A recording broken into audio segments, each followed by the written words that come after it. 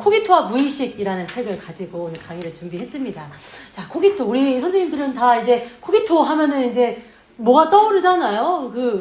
다 코기토 하면 라틴어로 나는 생각한다. 그러면 이제 바로 이어지는 것이 고로 존재한다라는 것이 바로 떠오르시게 될 거예요. 데카르트가 얘기한 나는 생각한다, 고로 존재한다. 여기에서 생각은 나는 의심한다. 의심하는 대로 그것이 또 존재된다.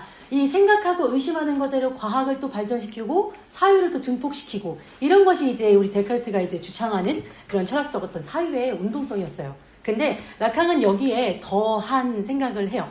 저 생각하다라는 거, 지금 떠오르는 것, 그걸로써 모든 걸 다 설명할 수 있는 존재로서 설명할 수 있겠어? 라는 질문에 저 생각 안에 저 생각을 무의식적 관찰의 도구로서 주체로서 삼아서 생각이 떠오를 수 있게 하는 무수히 많은 무의식적 자료들을 그걸 탐구해야 그것이 곧 존재한다라는 것으로 이야기할 수 있지 않겠어? 라는 주장을 하게 됩니다. 우리는 이제 95%라는 방대한 양이 무의식이고 5%라는 생각한다. 그것이 이제 참 미비한 의식의 세상에서 막 살다가 무의식의 세상을 이제 막 탐구하면서 나아가게 되는 건 거죠.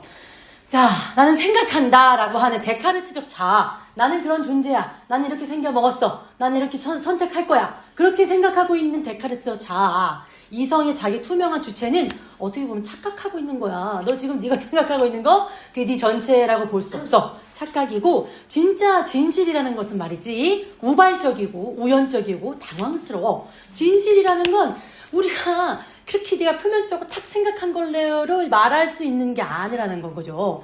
자, 진실은 투명하지 않은 맥락 속에 던져졌대요. 진실이라는 건 깨끗한 어떤 또 백지 상태로 던져진 게 아니라 이미 뭔가가 쌓여져 있는 그 세계로 던져져서 진실을 탐구하게 하는 그런 어떤 작용을 하게 한다는 거죠. 그래서 중심적인 게 아니라 탈중심적이고 융합된 게 아니라 분열적이고 뭔가 유한한 존재로서 사유했을 때 그 진실이라는 것으로 우리가 다가가면서 지금 뭐에 착각하고 있는지에 대해서 우리가 진짜 진실을 바라볼 수 있게 된다는 거죠. 이렇게 생각해야 진짜 생각한다, 고로 존재한다라고 얘기를 할 수 있는 거다라고 얘기하죠.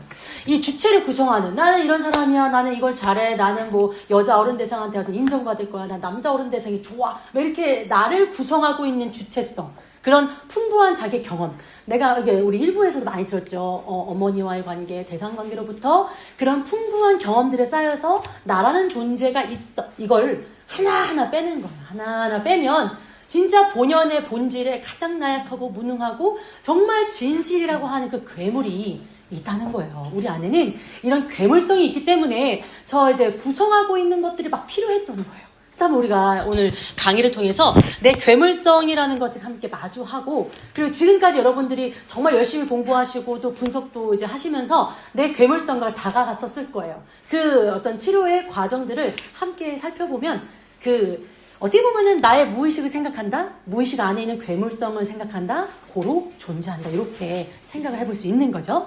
자, 이 괴물은 뭐냐면요, 괴물은 우리에게 진짜 진실을 전달해줘요. 진짜 바라봐야 되는 거, 진짜 진실을 전달해주고 또 우리로 하여금 진실의 전달을 받아요. 그 괴물은 우리에게 진실을 전달해줘야 되는 미션을 부여받는다는 건 거예요.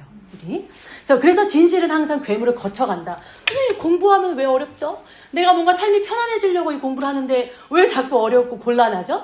그 곤란하고 어려운 것들이 본질이기에 그걸 거쳐야 진짜 우리의 진실을 바라볼 수 있기 때문이다. 그러니까 욕망하면 욕망할수록 괴물을 많이 마주하는 건 너무 이제 이꼴돼 있는 건 거죠. 그래서 저 선생님들한테 책 읽느라 너무 어려웠어요. 그럼 선생님 옆에서 약간 얄밉지만 책을 몸으로 읽으셨네요. 얼마나 잘하려고 책을 읽으셨어요. 그런 말 하잖아요. 그러면 그 경험하는 사람은 괴물을 만났기 때문에 너무 힘들어. 근데 사실 그것을 만났기 때문에 너무너무 멋있는 전체적인 주체로 살 수 있기 때문에 지지하는 건 거죠. 여러분들 정말 뜨거운 마음으로 권면합니다. 종이 울렸어요. 네, 이런 특이한 창조물이 어서 들어오세요. 네, 특이한 이 창조물이 괴물같이 등장하지만 이것들이 어떤 하나의 일반적인 법칙을 발견할 수 있는 길을 열어줘요.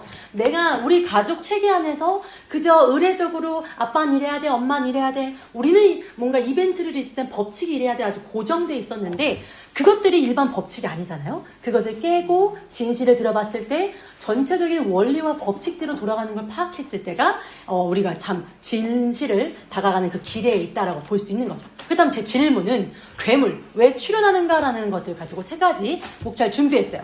조각에 찍힌 어머니의 상상력이 우리 아까 이제 배웠죠? 태반에서부터. 근데 이 책에서는 난소에서부터 그 난소를 만드는 어머니의 상상력으로 조각 찍힌 것, 그것이 계속 우리가 괴물로 나타난다. 자, 정신육체적 특권이 있었어요. 정신과 육체가 고통스럽지 않고 편안하고 안식이 있었는데 그런 특권 계약이 파기됐어요. 누구로부터? 아담으로부터.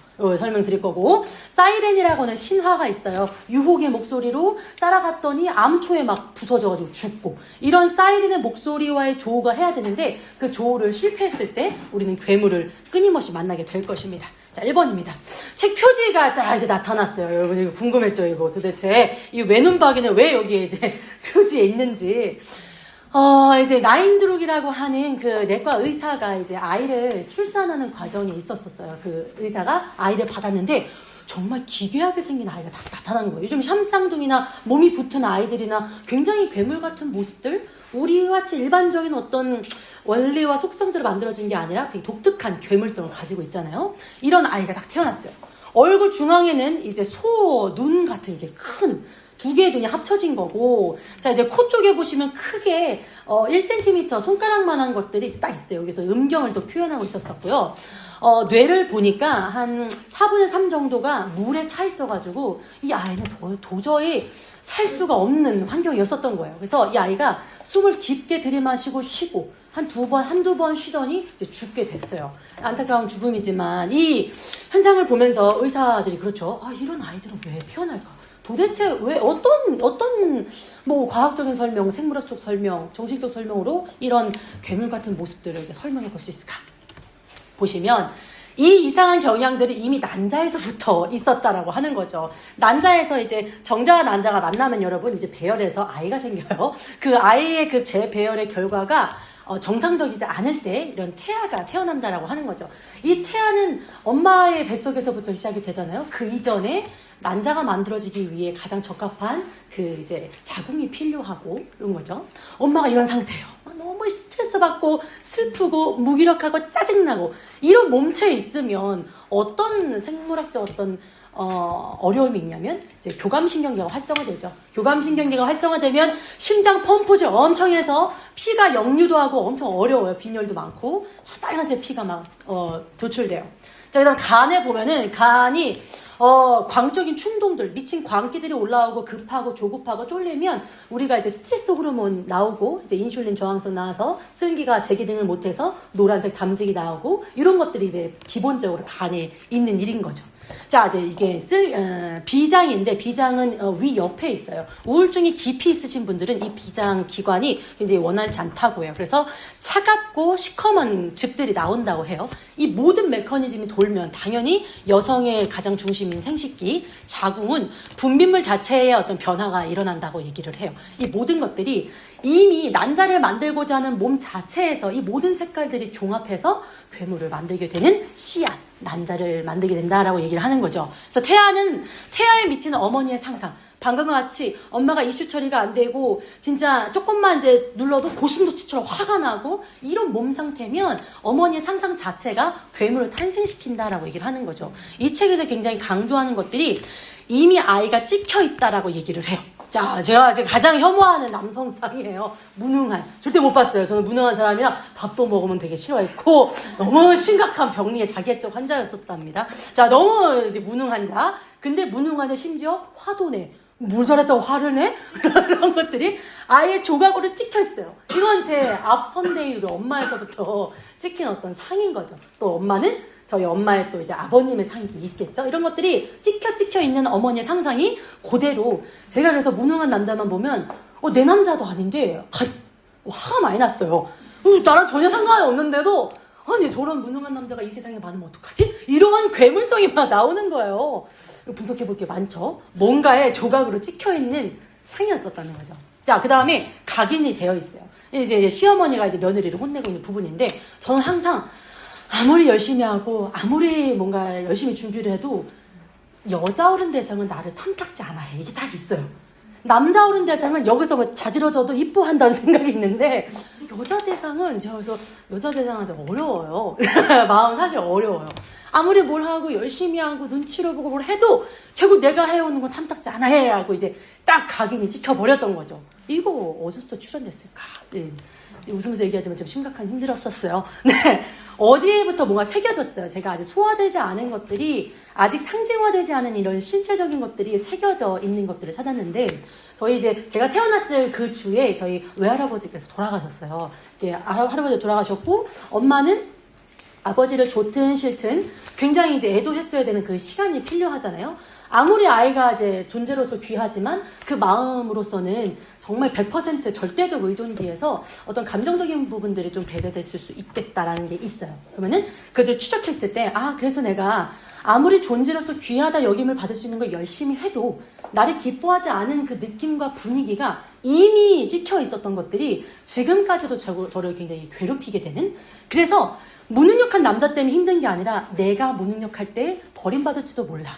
나를 찾을지도 몰라. 나를 선택하지 않을 거야. 이런 것들이 조각 찍힌 것들이 각인되고 색인된 게 소화 처리가 전혀 안 된 몸으로 있다면 제 몸에 있는 이제 난자들과 우리 이제 아이들이 어떤 괴물로 제 앞에 자녀로 나타날지 모른다는 거예요. 진짜.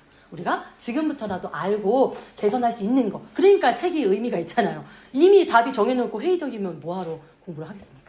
라고 주장을 하고 있는 거죠. 자, 이걸 육체 기록지라 해요. 이 육체에 다 기록이 돼 있어가지고 이게 하나하나 대상관계 할 때 다 나오는 거예요. 결혼 생활 할 때 다 나오는 거죠. 아이들은 기가 막히게 배워요. 왜냐? 그 육체의 기록이라 하는 엄마 모체의 상상력에 동일한 감각과 열정을 가지고 있어요. 엄마의 욕망이 곧 내 욕망이었고 엄마의 어떤 결핍은 곧 내 결핍이다라고 이제 붙어 있는 거죠. 왜냐? 아이들은 육체적으로 굉장히 미비하기 때문에 엄마가 보고 듣고 느끼는 걸 그대로 보고 듣고 느껴요.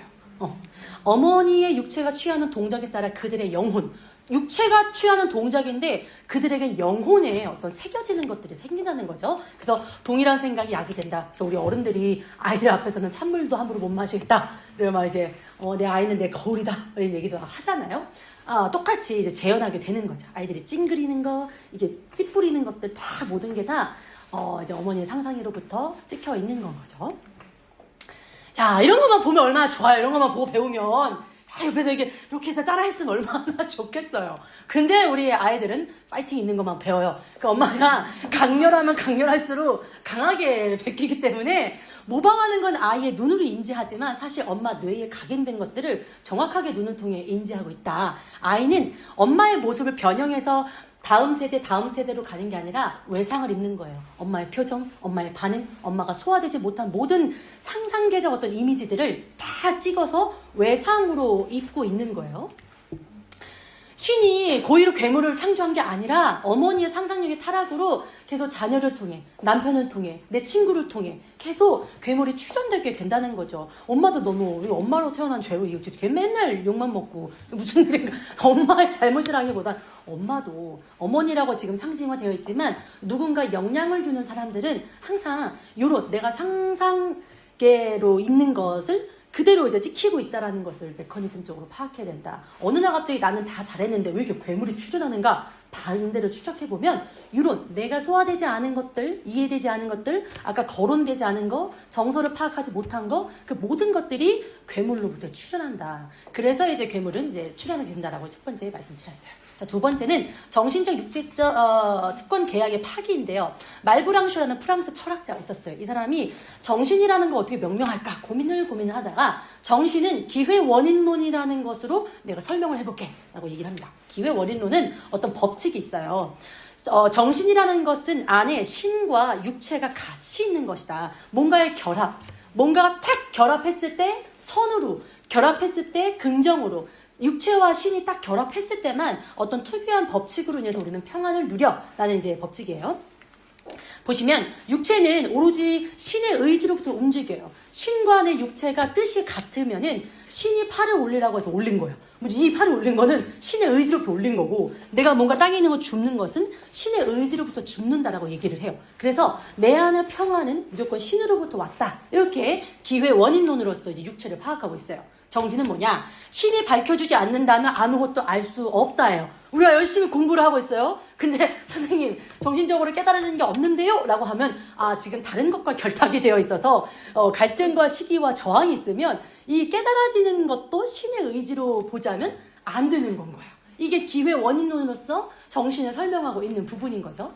자, 요 차원에서 넘어가 보면은 이 사과를 딱 보면은 어떠세요? 우리 김민지 선생님 오늘 어떠세요? 사과를 딱 보면 맛있겠다 그러죠? 우리 이상희 선생님께서는 딱 사과 보면 어떠잖아요? 입맛이 나셔지시고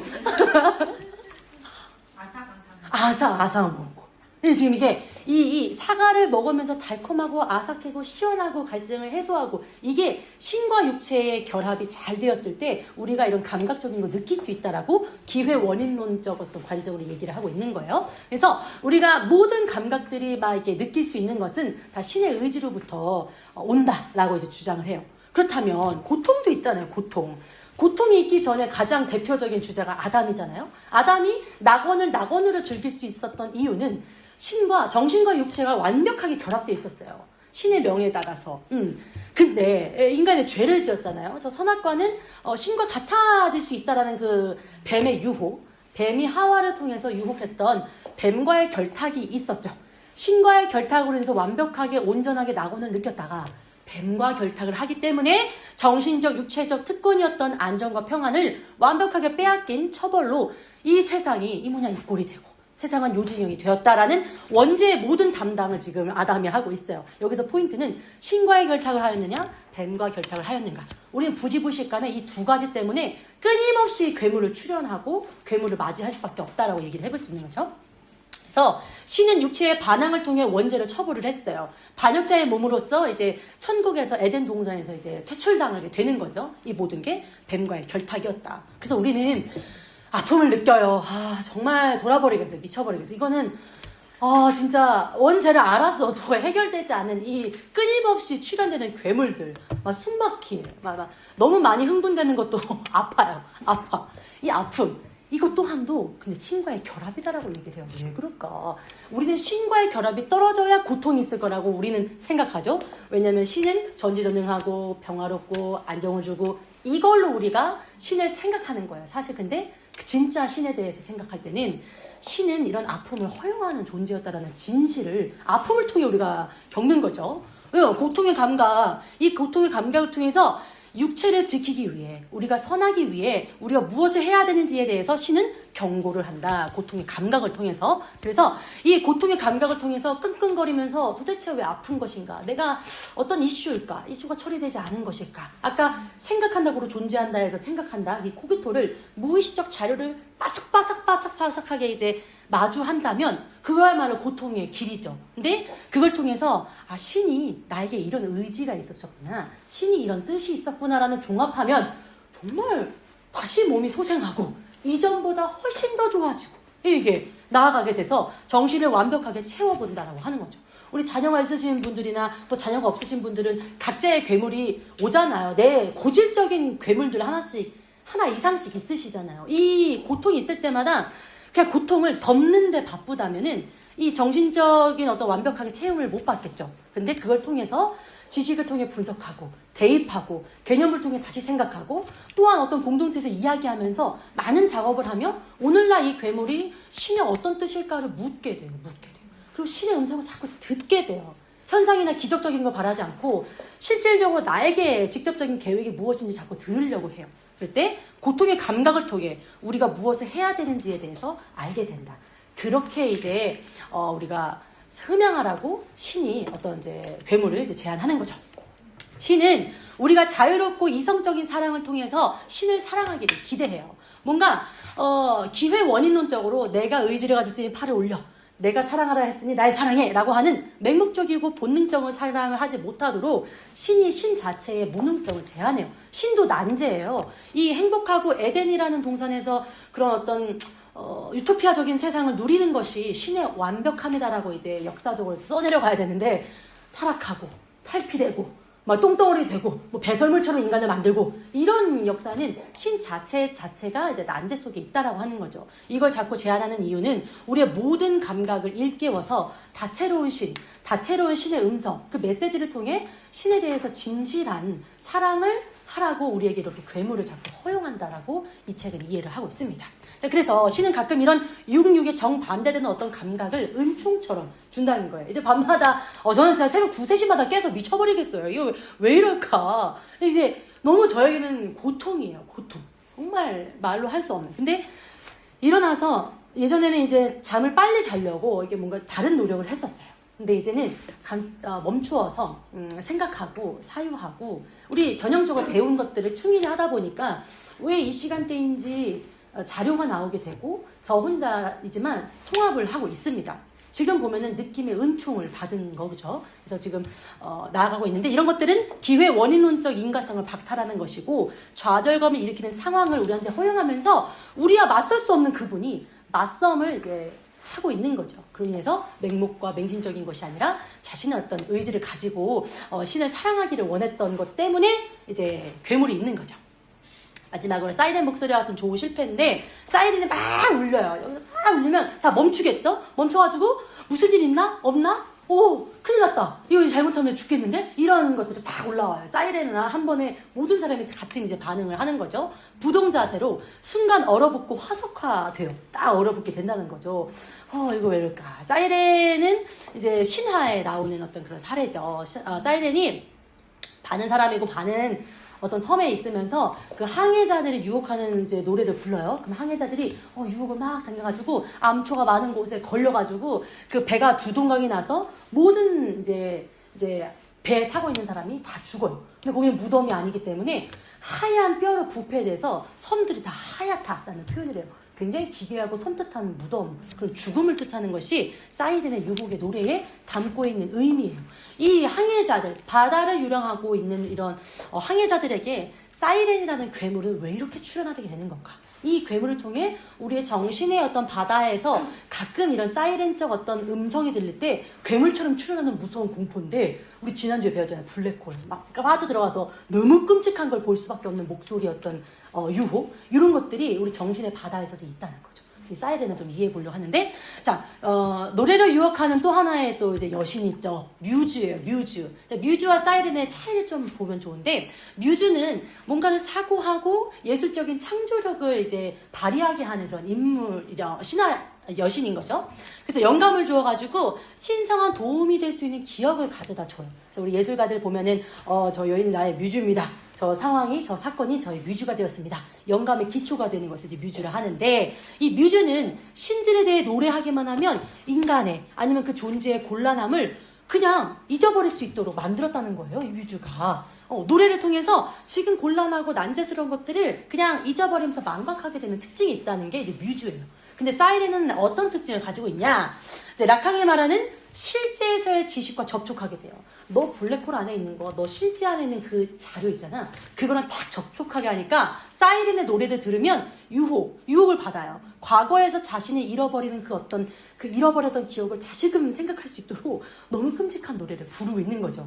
목소리는 아름답지만 우리를 기억을 저 수면 밑에 있는 걸 자꾸 끄집어 올라오니까 항해자들이 거기에 흠양하여 빠져서 헤어나올 수 없기 때문에 그 쏠려가게 된다는 거죠. 자, 상징화되지 않은 것들이 중요해요. 상징화되지 않은 거를 자꾸 기억하게 만드는 거, 그거 기억하기 원치 않은 것들을 사이렌이라는 이제 소리를 들으면서 이제 듣게 된다는 거죠. 이 실제와 괴물이 끊임없이 출몰하면서 출현하게 돼요. 보시면 그런 좀 비슷한 사례가 있지 않겠나라는 생각이 들어서 가져왔는데 엘렉트라라고 슈트라우스가 이제 오페라를 만든 거예요. 이것은 남편을 죽인 아내가 자신이 엄청난 광적인 집착으로 아들에 대한 집착이 너무 심했어요. 아들이 아버지의 죽음이 어머니로부터 시작됐다는 걸 알고 어머니를 끔찍하게 증오합니다. 근데 이 엄마가 그 아들의 이름을 부를 땐 그게 사라지면서 자꾸 어딘가에 빠져드는 거예요. 마치 사이렌의 소리에 빠져들면서 어머니를 증오하는 마음은 저 멀리 가고 그 뭔가 움직이면 안 될 것 같고 죽이면 안 될 것 같은 아직 소화되지 않은 실제와 조우하게 되는 어떤 장면이 있어서 가지고 왔습니다.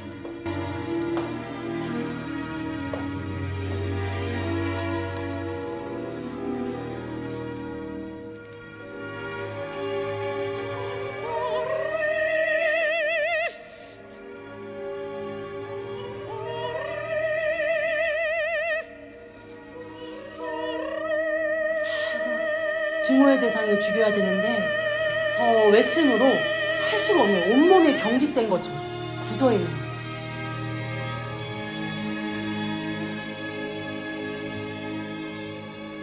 시간 관계상 여기까지 봐야 될 것 같습니다.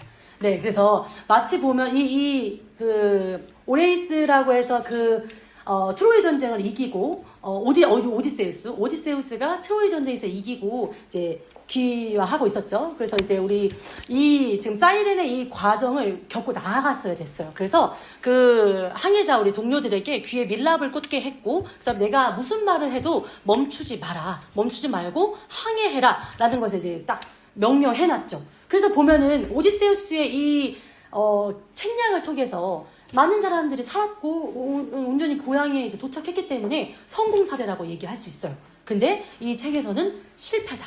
이게 사이렌이 부르고 있는 그 음성을 통해서 너의 실체를 바라봤어야 되는데 그걸 이제 조우하지 못한 것에 대한 완벽한 실패라고 얘기를 하죠. 피했고 욕망을 대면하지 못하였고 추구하지 못한 실패였다. 그래서 너희들은 끊임없이 이 사이렌이 계속 오게 될 것이다 라고 이제 주장하게 되는 거예요.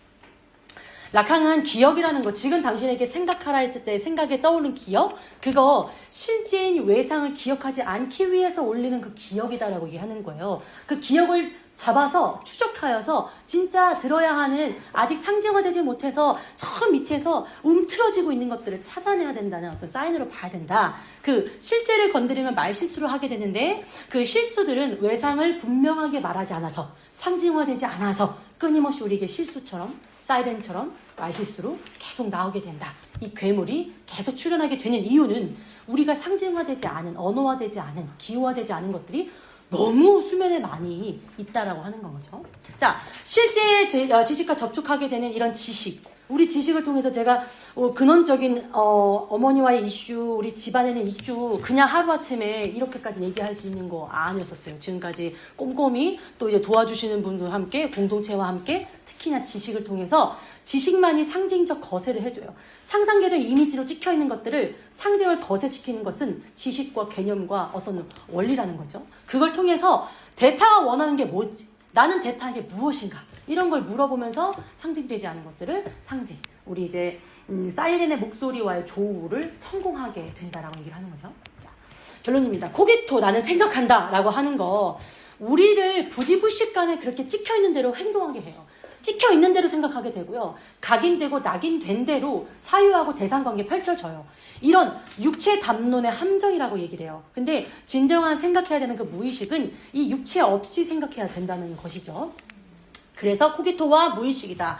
인간이 위대한 이유는, 인간이 왜 위대하냐면 그런 불행, 괴물, 또 무의식 이런 것들을 통해서 불행하다는 걸 자기가 안다. 나에게 괴물성 있는 거 알고 무의식 안에 소화되지 않은, 상징되지 않은 것들이 정말 많다는 걸 정말 알았을 때 인간의 위대함 분석이 되고 해석이 된다. 그것이 코기토와 함께 무의식을 사유해야 하는 그런 어떤 사유의 책이었습니다.